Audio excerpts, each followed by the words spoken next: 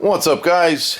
Today I figured I'd put a video together that was requested last year on how to solder.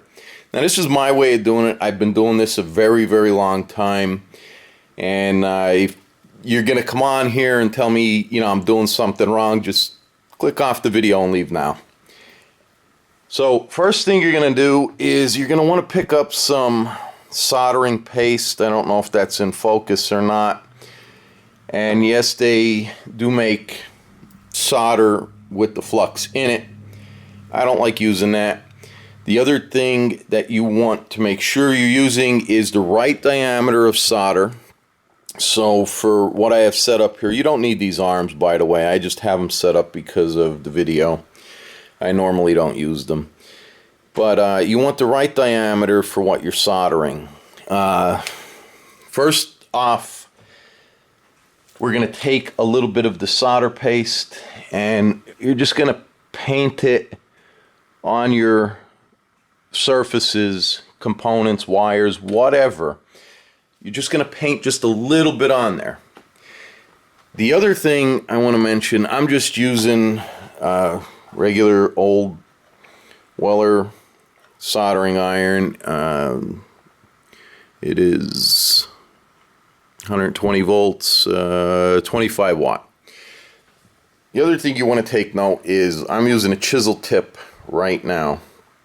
You might want to pick up a point tip because when you start soldering, smaller stuff, you're, gonna want to have it get into the little tight spaces, and the chisel tip, is good for bigger spots.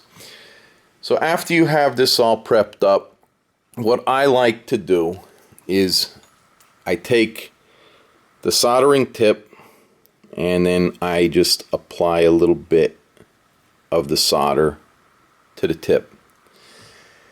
Over here, all I do is just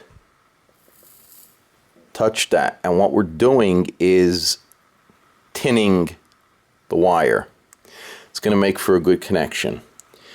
So you want to get your iron up to temp. Add a little bit more solder to the tip here. You're going to come over. You're going to tin that. So now both your pieces are tinned. Let me adjust the arms now. Alright, so once you have your pieces set up like that, same thing. Add a little bit of solder to the tip. You get that in focus there. And you're just going to want to touch that.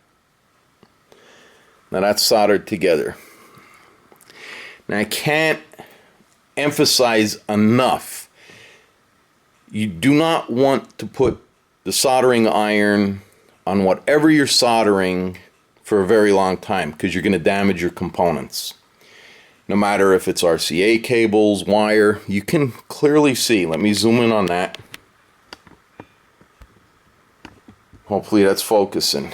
You can see the way I did that, the insulation on this wire did not recede back very far at all. So now you put some heat shrink tubing over it and you're golden. You can ruin capacitors, you can ruin resistors, you can ruin transistors and diodes, everything with too much heat.